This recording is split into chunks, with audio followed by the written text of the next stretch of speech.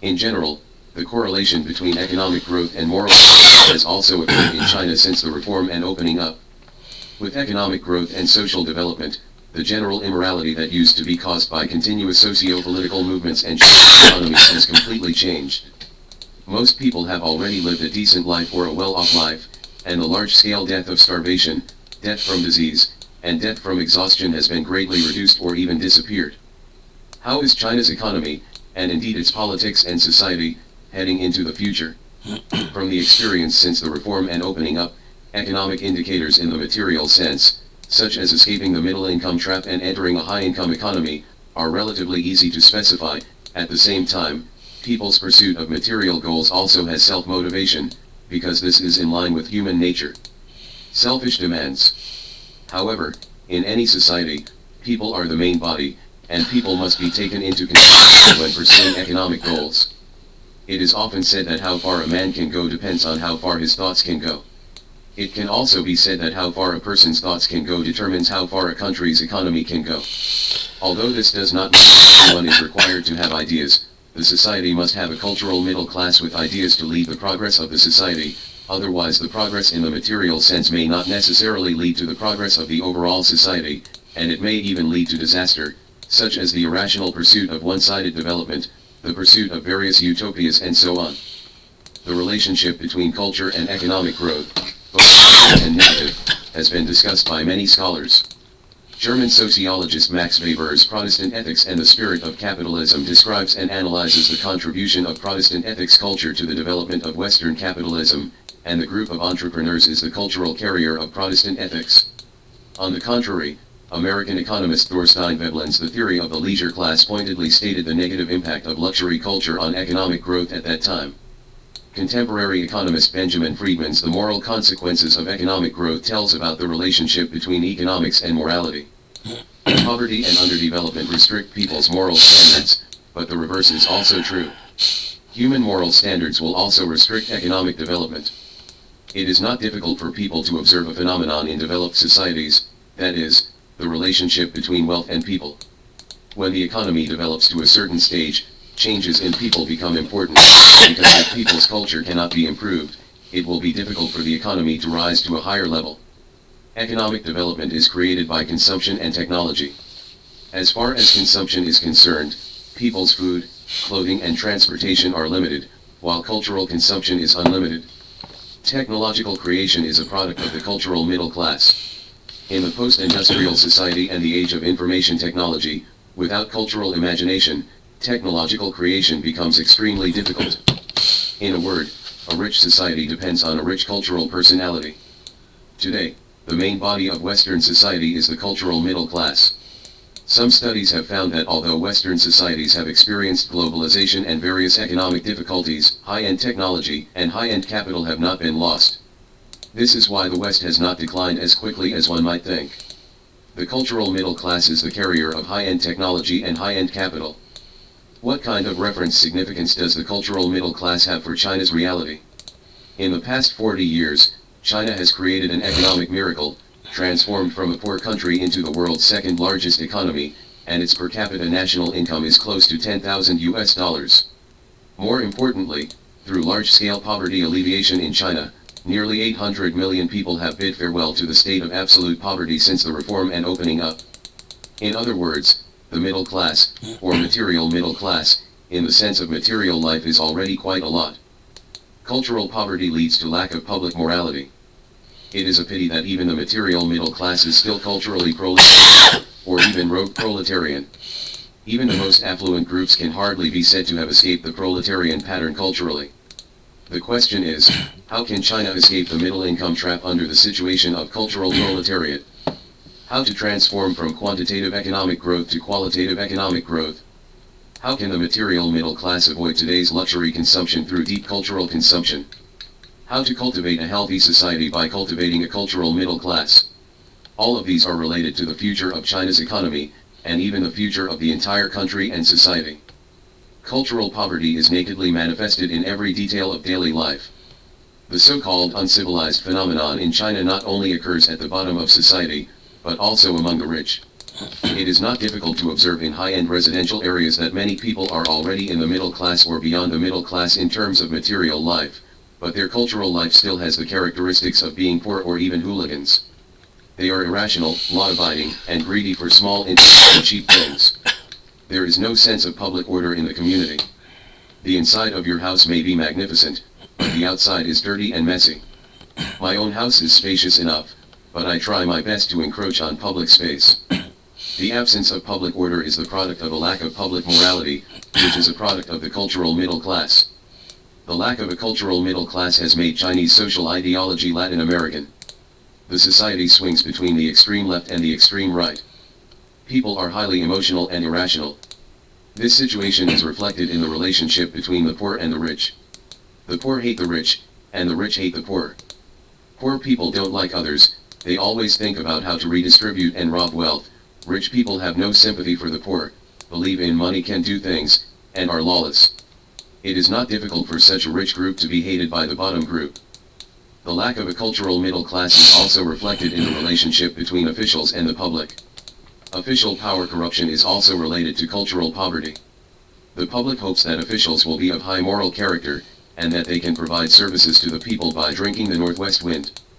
Governments at all levels have to implement low-wage policies, whether it is because of the pressure of the public or because they think so. There is nothing wrong with officials needing high morality, but it is unreliable, even very unreliable, to rely on officials' high morality to govern the country under the low-wage policy. Officials are also people, and they also need to be profit-oriented, but officials are indeed public figures, and their interests need to be restrained. Low wages have led to what people call unspoken rules, that is, corruption, and corruption has led to resentment among the people and increased tension between the government and the people. Fantasies, and hypotheses are also products of cultural poverty, because cultural poverty makes people not know how to think rationally, and have no interest and ability to think rationally. All utopias in Chinese history are products of fantasy, and imagination. This is very different from the modern utopia in the era of Western rationalism. The so-called utopias, including early utopian socialism, were actually based on limited social experiments, and the concept of utopia did not emerge until the replaceable, or stage. Ideals without realistic feasibility are utopias, and only those with realistic feasibility are ideals. What is even more sad is that these proletarian cultures have become deeply rooted cultures and have become ways of thinking and behavior. This kind of culture has lost the simplicity and kindness of the traditional low-level culture, and what it presents is exquisite evil. What I want to emphasize here is that the standard for measuring the cultural middle class is by no means the level of education, and it does not mean that the higher the level of education, the better the culture. Culture and education are related, but not the same thing. Under the dominance of today's proletarian cultural environment, there is a situation that the higher the level of education, the more selfish and self-interested, which is what people often call exquisite egoism behavior. The relationship between cultural middle class and originality.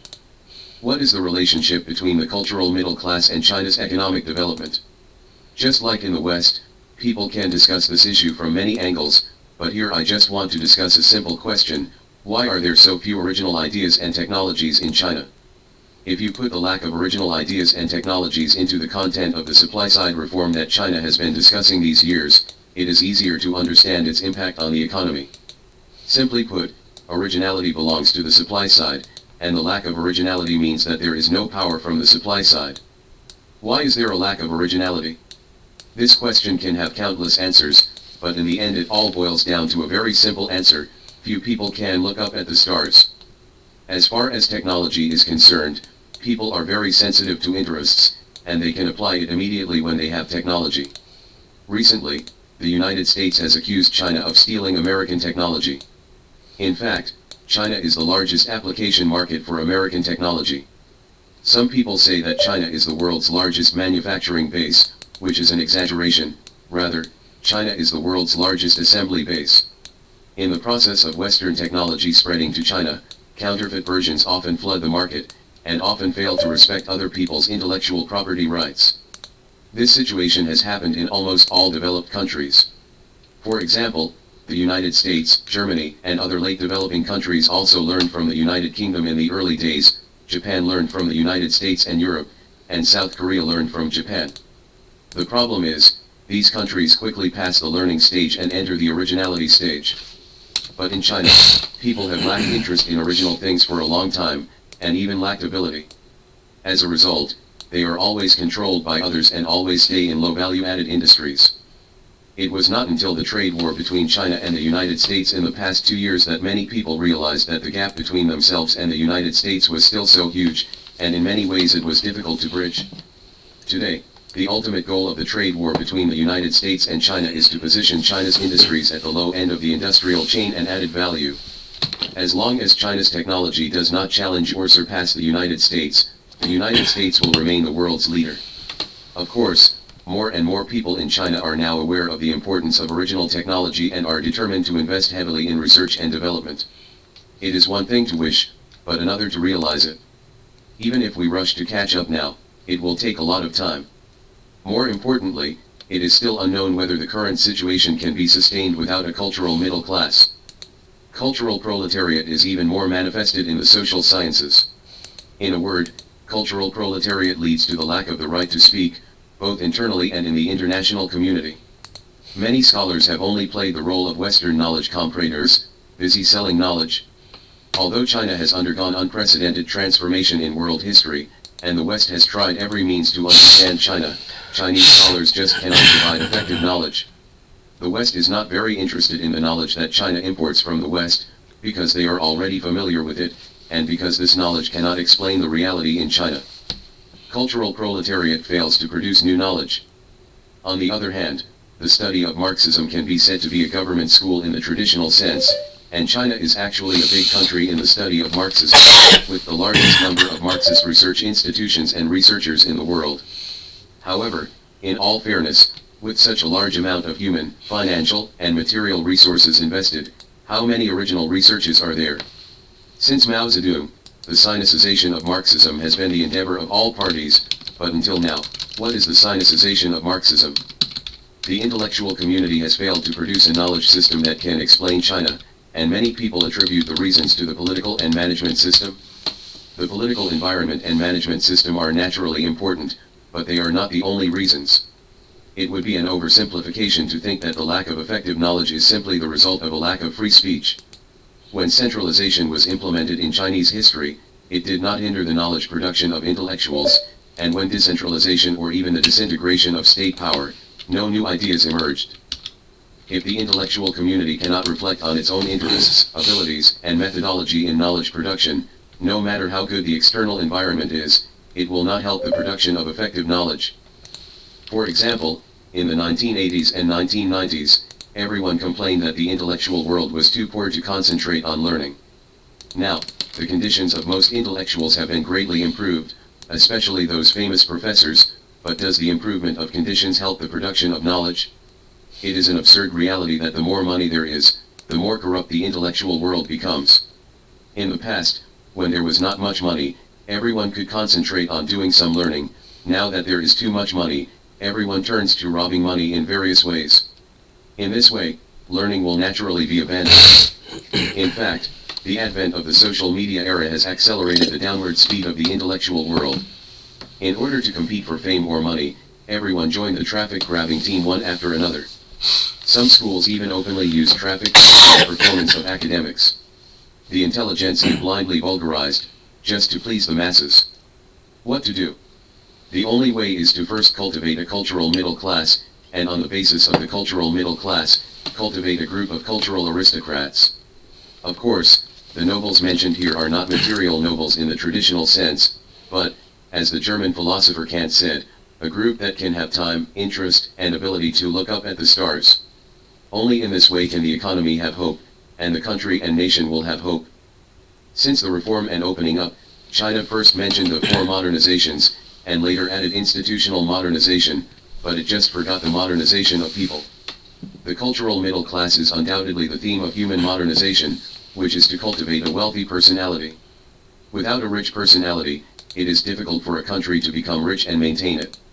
To cultivate the cultural middle class, we must start from the elite. This is how the history of the West came about, and so did Asian societies including Japan and South Korea. Being an elite means not only having power, wealth, and knowledge, but more importantly, an elite must have a sense of responsibility and responsibility. Once the elites of society lose their sense of responsibility and responsibility, problems will arise in even the best society. This is the situation of contemporary Western populism. This is true of other societies, and so is China. The market-oriented reforms of the Chinese and Russian economies are synchronized. Why did Russia's total GDP shrink from far exceeding China's to less than 10% of China's in just 30 years?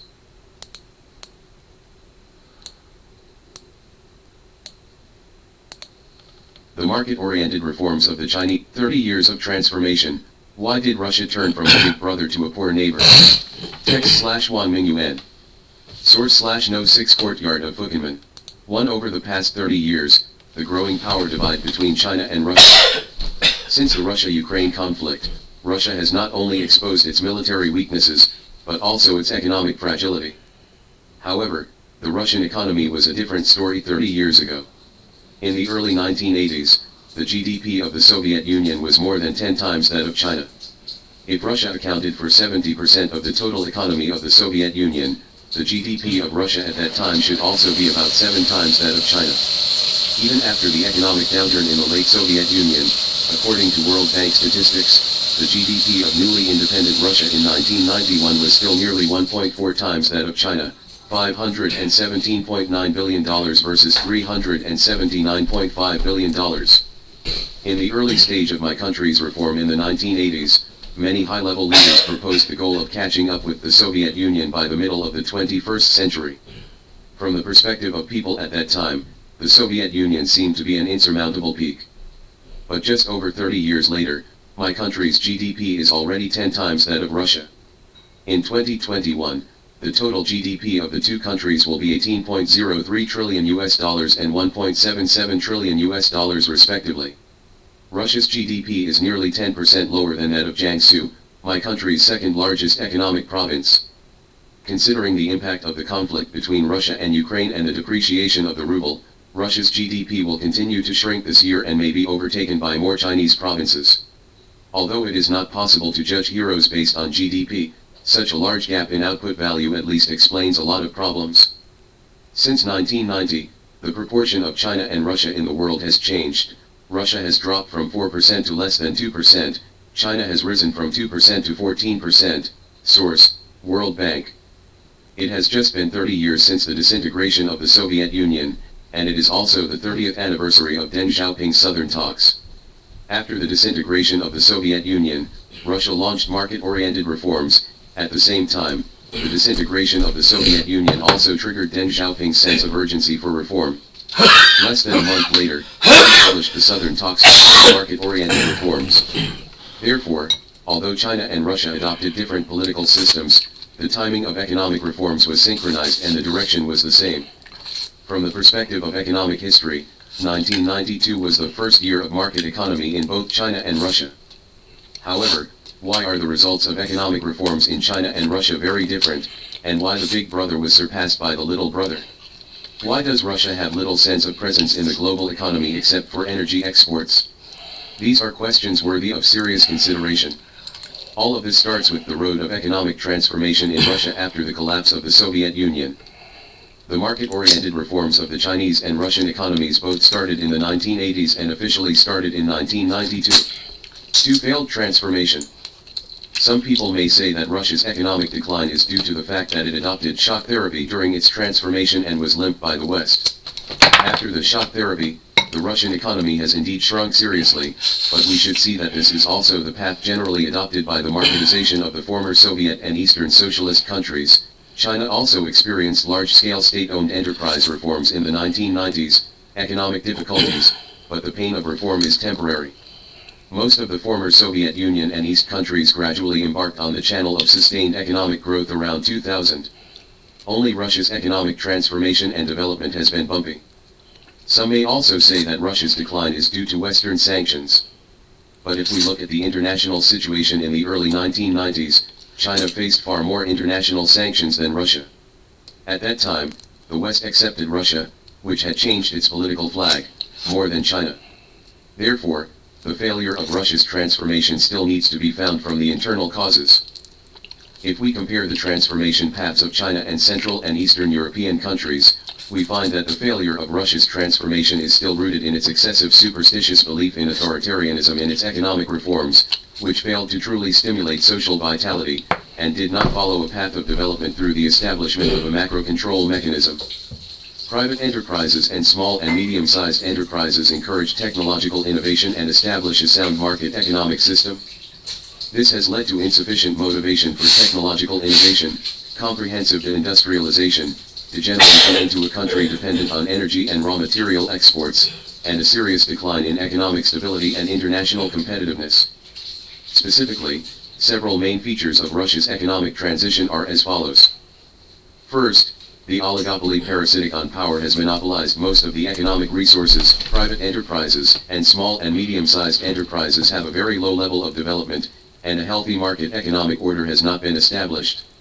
During the privatization process in Russia, a group of resource oligarchs parasitic on power emerged. These oligarchs seem to be running enterprises and appear as entrepreneurs, but in fact they have nothing to do with modern enterprises and capital, and mainly rely on oil and other natural resources. The essence of resource or privilege management is the extension of power, and it cannot be compared with Japanese and Korean technological innovation companies such as Samsung and Sony. Although Putin vigorously cracked down on the oligarchs after he came to power, the oligarchs still control the lifeline of the economy. According to the data of Forbes magazine in 2021, Russia's largest 117 oligarchs control more than 36% of the country's wealth, more than $538 billion. On the other hand, those private enterprises that are truly rooted in the market are not fully developed. In Forbes' list of the 200 largest private enterprises in Russia in 2021, most of them are resource and heavy industry enterprises, and there are only 51 commercial and technological enterprises. The development level of small and medium-sized enterprises is also very low. By 2020, there will be more than 2.7 million in the country, creating 16.5 million jobs, with output value accounting for 21.9% of GDP and employment accounting for 23%. During the same period, the GDP and employment of SMEs in OECD countries accounted for more than 55%. China, as a reference point for reform and opening up, has produced a number of private enterprises with global influence after the reform and opening up.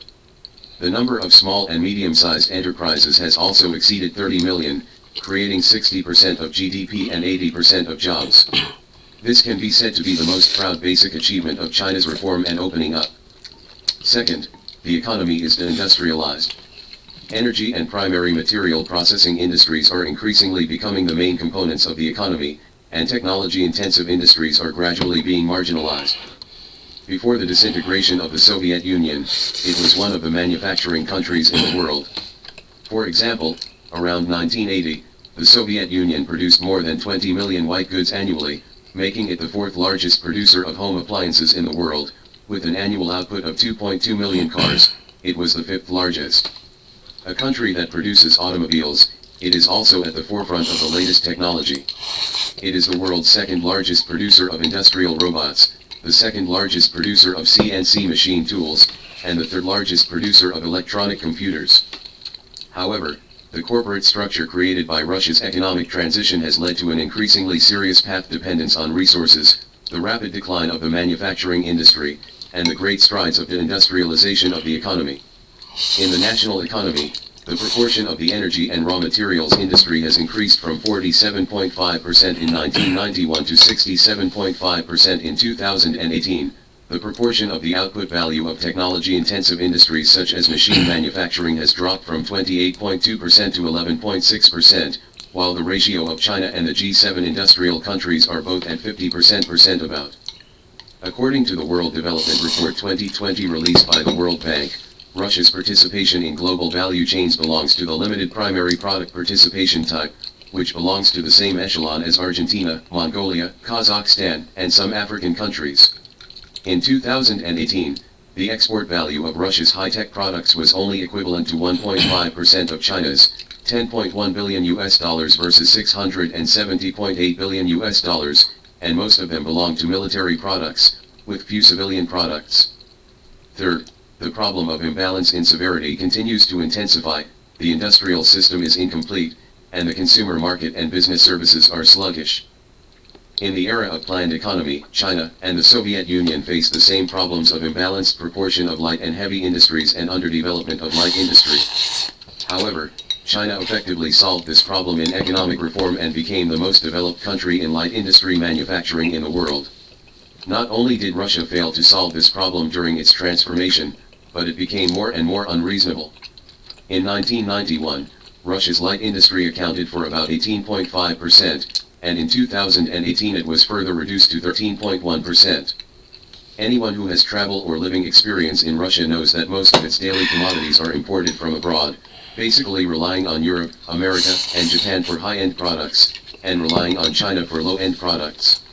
We can also feel in our daily life that many of the items we use are imported from backward countries such as Vietnam and Indonesia, but basically none of them are imported from Russia.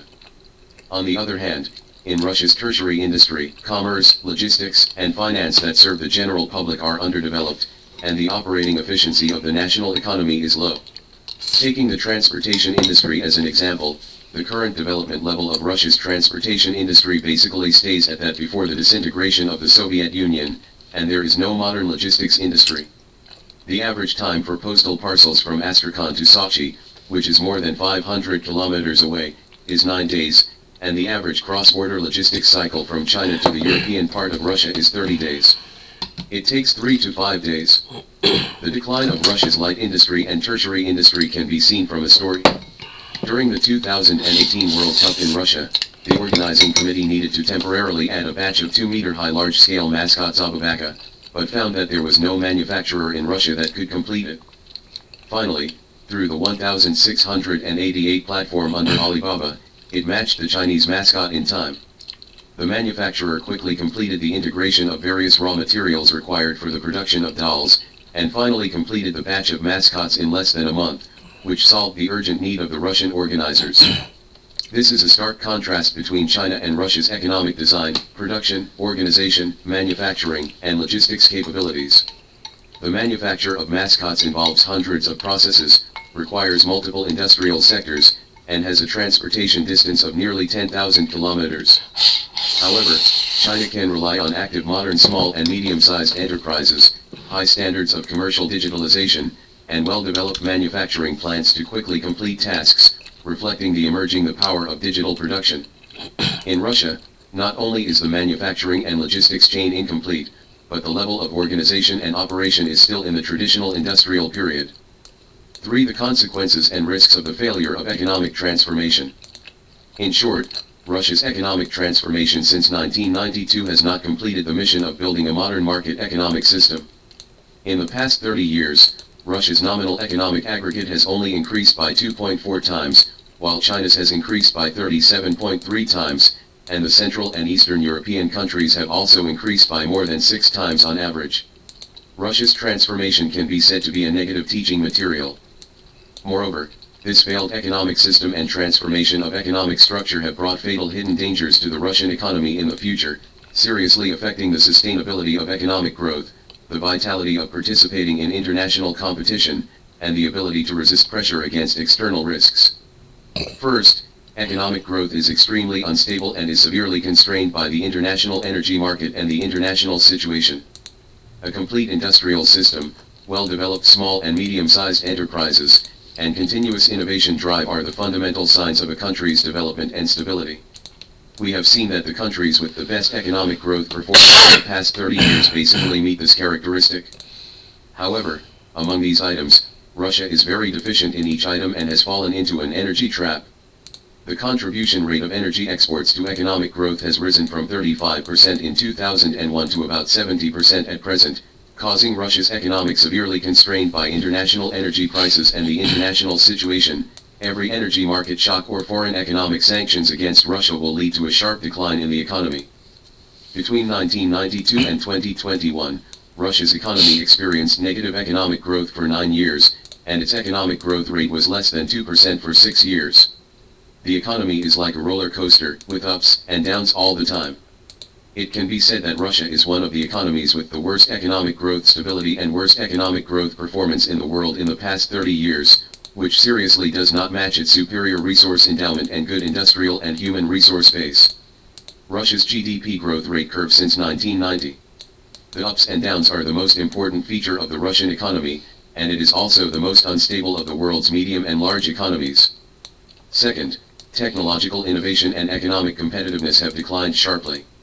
In the complex international competition, the fundamental way for a country to win is to see whether it has the ability to innovate in science and technology and whether it has a group of enterprises with strong competitiveness. People do not regard the Gulf oil exporting countries as developed countries because these countries only have high per capita GDP, but they do not have advanced technology and competitive enterprises. However, scientific and technological innovation in the modern economy relies more and more on enterprises.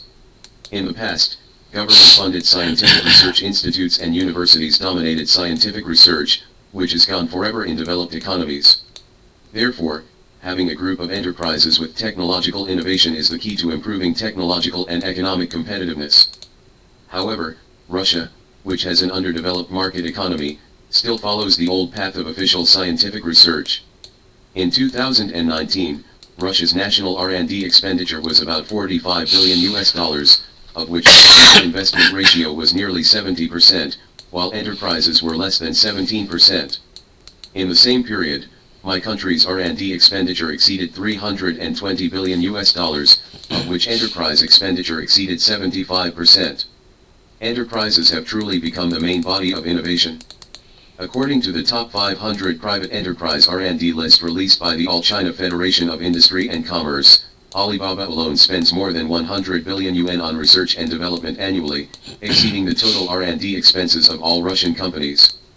This situation has led to the shrinking of Russia's science and technology as a whole. In 1992, there were 1.53 million scientific researchers in the country, which dropped to 730,000 in 2015. At present, 46% of Russian scientific researchers are over 50 years old, which means that the country has no prospects for innovation. The author once visited Russia's largest science city, Novosibirsk Science City. It was also the world's largest science city that surpassed Silicon Valley in the 1970s. Now there are only about 30,000 left. In the list of the most innovative companies selected by the World Economic Forum in Switzerland and the European Union Joint Research Center, the number of Chinese companies is second only to the United States, and many companies rank among the top 20, while Russian companies on the list are often in the top 1,000 other than. Russia's global scientific and technological competitiveness is also declining rapidly. Take the 2021 Global Nature Index, as an example. The number of papers published by 82 of the world's top journals is included in the index. Russia has 1,482 papers, ranking 18th in the world, lagging behind Singapore, Sweden, Spain, India, and other countries, equivalent to 7.1% of China, or 16.1% of Germany. Russia, once one of the centers of basic natural science in the world, has been severely marginalized. The proportion of scientific research funding in GDP, Russia is at the bottom of major powers. Data source, Carnegie think tank. Due to the lack of a sufficient market mechanism, Russia's technological and human resources have not been transformed into economic advantages, so that there are basically no enterprises in Russia that can participate in international competition. Among the top 500 global brands in 2022, only 2 are Russian companies, and all shortlisted are monopoly state-owned enterprises or energy oligarchs, Federal Savings Bank, Lukoil, while China has 84 companies and South Korea has 12 companies, 13 in India. Among the 25 most valuable brands in the world, there are 11 Chinese brands, including Huawei, Pinyin, TikTok, Doubao, Tmall, and WeChat. Among the 1,000 most innovative companies in the world selected by PricewaterhouseCoopers, there are only 2 Russian companies, while there are 395 Chinese companies. If Russia is at the forefront of the second and third technological revolutions, it has been severely marginalized in the new technological revolutions since the 1990s. In recent years, Russia has also realized that it is gradually falling behind, and the government has begun to adopt catch-up strategies in communication technology, artificial intelligence, blockchain, Internet of Things, and quantum computing. However, due to the lack of innovative market soil and the absence of leading companies in it, the effect is still very poor. Taking 5G communication as an example, Although Russia has invested 798 billion rubles, approximately 10 billion US dollar at the exchange rate at the time, in 5G research and development and promotion since 2017, its patents accounted for less than 1.8% of the world's highest year, which is lower than that of Huawei Group. 1/8. In terms of artificial intelligence, the Internet of Things and quantum computing, the overall performance of Russia is not as good as my country's Alibaba Group. Its blockchain patents are about 4% of Alibaba's, and the cumulative number of artificial intelligence patents is about Alibaba's 70%. Especially in recent years, Alibaba has relied on cloud computing to achieve the IoE, IBM computers, Oracle databases, EMC storage devices, breaking the monopoly position of traditional Western technology giants. Led by a group of innovative companies such as Alibaba and Huawei, China has already taken the lead in the fields of artificial intelligence and 5G. Generally speaking, although there is still a gap with Western countries, China has gradually stepped into the first echelon on the high-tech competition platform and has begun to have the right to speak in certain fields, while Russia has generally retreated to the second echelon and is in the second echelon. Last on the list, a situation that no one could have imagined 30 years ago. Third, the economic ties between Russia and the outside world are highly unequal and fragile, and lack an economic safety valve. Due to the decline of Russian industry and technological innovation, the export products are mainly energy, minerals, agricultural products, and primary industrial products. Although some products account for a large proportion of the international market, for example, natural gas exports account for more than 1/5 of the world, they are still substitutable to a considerable extent. However, the products imported by Russia are mainly industrial finished products and high-tech original components, which are necessary to maintain the country's basic living consumption and industrial reproduction. At present, among the 525 industrial subdivisions formulated by the United Nations, Russia only has more than 300. Many industries that the normal operation of the social economy depends on are blank.